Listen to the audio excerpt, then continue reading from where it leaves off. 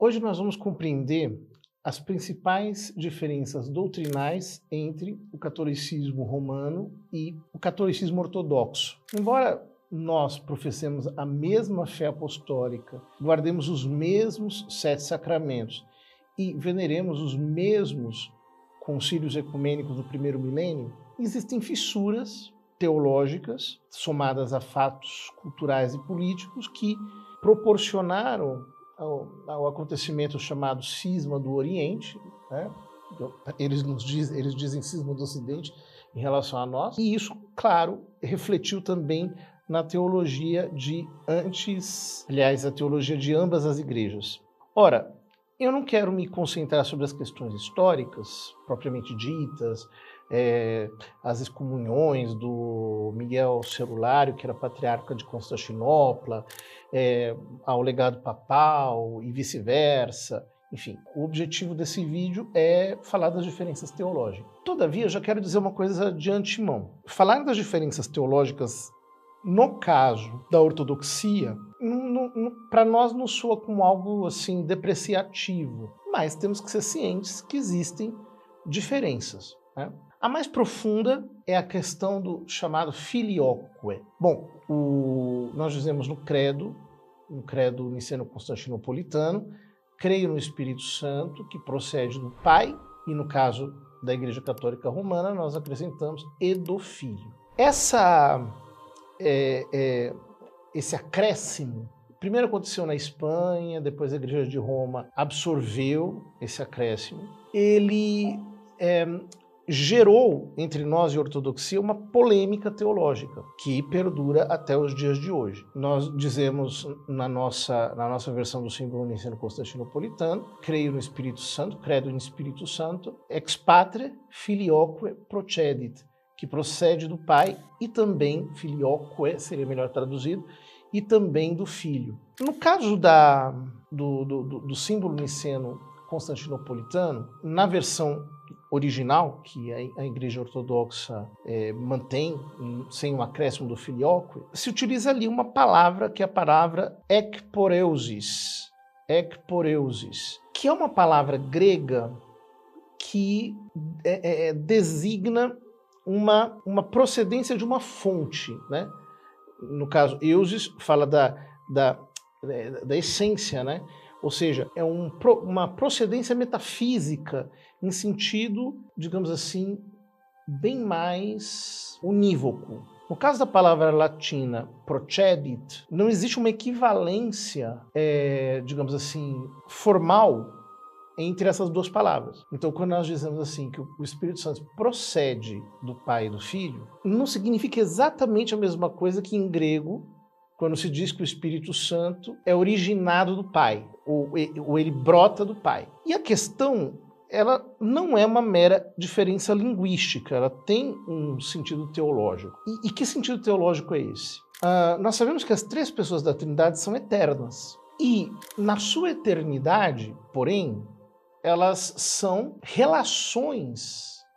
E aqui, para mim, é inevitável utilizar a linguagem de São Tomás, que é aquela em que eu me movo melhor. Não sei utilizar a linguagem teológica característica dos orientais, dos ortodoxos. Então, eu me perderia se eu tentasse improvisar com a linguagem deles. Então, explicando para a nossa linguagem, as 3 pessoas da Trindade são 3 relações eternas. Porém, o Pai é princípio sem princípio. Ele é ingênito, para utilizar a expressão que aparece no símbolo atanasiano, o quicunque, né, na sua versão latina. Ele não foi gerado, ele é o princípio. O Filho é gerado eternamente do Pai. Então, embora essa geração não seja temporal, ou seja, não existe um momento em que o Pai não gerou o Filho, o Pai gera eternamente o Filho tem uma dependência ontológica do Pai, no sentido de que o ser do Filho é gerado a partir do ser do Pai. Ora,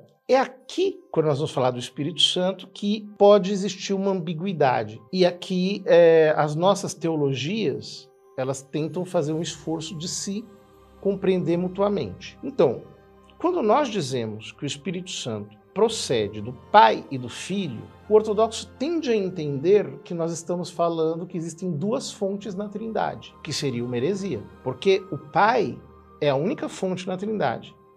Nós inclusive chamamos um hino, né, de vésperas que nós chamamos Fons et Origo. Ele é fonte e origem. Então, é o princípio sem princípio.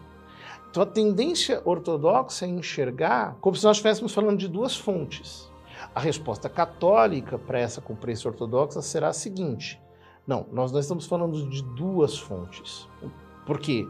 O Pai é Fons et Origo, o Pai é fonte e origem. Porém, o Espírito Santo procede, por assim dizer, da primeira relação, porque o Pai e o Filho são relações eternas. A opositio personarum, a oposição das pessoas na Trindade, as oposições relacionais, né, que são eternas, elas são a própria constituição das pessoas divinas. Então, quando nós dizemos que o Espírito Santo procede do Pai e do Filho, é claro, aqui nós temos um viés teológico que nasce com Santo Agostinho no seu Tratado de Trinitate. Quando Agostinho utiliza para explicar a Trindade a analogia psicológica. Então ele diz, o Pai é o ser, ele chama de memória, ou seja, ele é a origem da Trindade. O Filho é a processão intelectual, ele é o Logos. E como a toda forma segue-se uma inclinação, e aqui eu estou utilizando mais uma vez a linguagem de São Tomás, da processão intelectual procede a processão voluntária, que seria a pessoa do Espírito Santo, né? E aqui, mais uma vez, o adágio latino, nihil volitum, nisi precognitum, nada pode ser querido sem antes ser conhecido.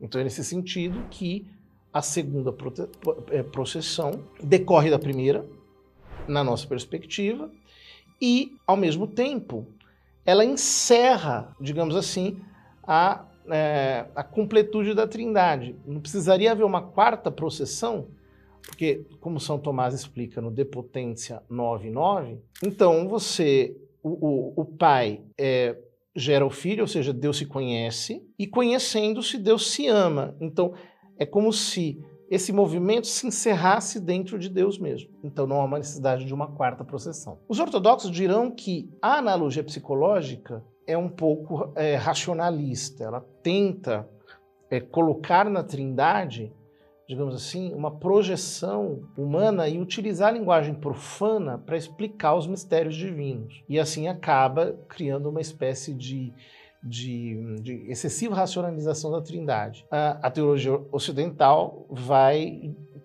dizer que a teologia ortodoxa ela tende a um certo monarquismo, porque ao invés de entender o Pai como um relativo eterno, entende o Pai uma perspectiva um pouco mais, digamos assim, de princípio único, né? Não um princípio relacional. Bom, as discussões teológicas estão indo adiante, né?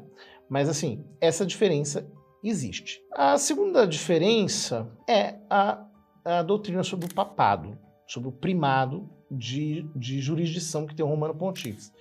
Os ortodoxos acreditam que existe o primado de honra, que o bispo de Roma realmente tem um primado de honra. Eles não acreditam que o bispo de Roma tem um primado de jurisdição. E essa questão é uma questão difícil, porque a teologia católica do papado é consciente dos limites históricos que ela tem. Ou seja, existe uma espécie de dificuldade lexográfica para, rastreando a história, perceber que as coisas fossem assim desde o início. A igreja sabe que não é assim. Mas a doutrina do papado, ela nasce de uma reflexão teológica sobre a divina revelação, na nossa perspectiva. O que eu quero dizer com isso? É claro que a autoridade papal foi se consolidando ao longo dos séculos e a Igreja Ocidental, ela passou a enxergar essa consolidação como algo não acidental, não meramente histórico, mas como um progresso da divina revelação, da compreensão da divina revelação, que leva à necessidade eclesiológica de existência de um poder supremo que seja, digamos assim, aquela instância última a se recorrer, né?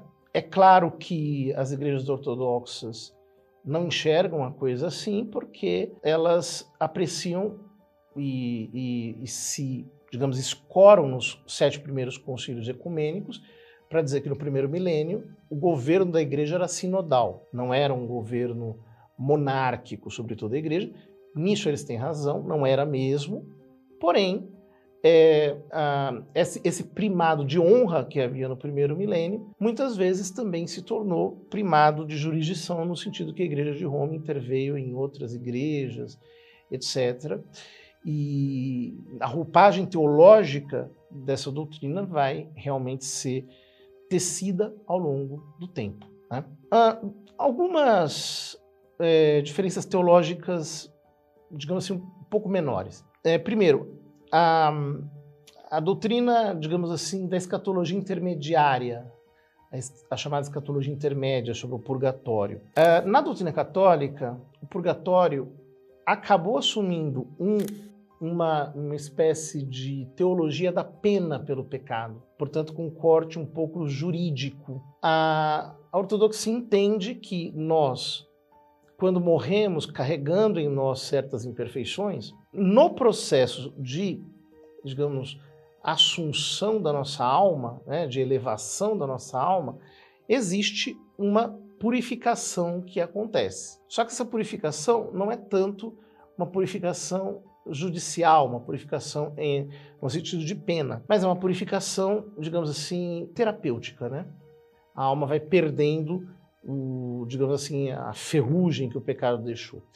Essa noção também está presente na doutrina ocidental do purgatório. Só que, no nosso caso, ela está um pouco mais sistematizada, do ponto de vista de entender o purgatório como um estado concreto, em que a alma passa por um estágio de remissão daquelas penas que ela adquiriu, etc. Ou seja, não há uma oposição propriamente dita, mas um modo de explicar a mesma fé de maneira diferente. Ambas as igrejas rezam pelos mortos. A doutrina do pecado original também é um pouco diferente na ortodoxia, e isso vai ter repercussões no dogma da Imaculada Conceição. Porque, para a ortodoxia, o pecado original está muito mais ligado à corrupção do que a uma culpa positiva. É aquela corrupção herdada de Adão. Então, eles acreditam que Maria Santíssima é Panagia, que ela é toda santa, que ela nunca pecou, mas como a noção de pecado original que eles têm é um pouco diferente da nossa, e aí como você não entende o pecado original como uma culpa herdada, então a necessidade de uma purificação no instante da concepção, para eles, não se dá. Então, digamos, esse cúmulo de graças que faria com que ela fosse uma exuberância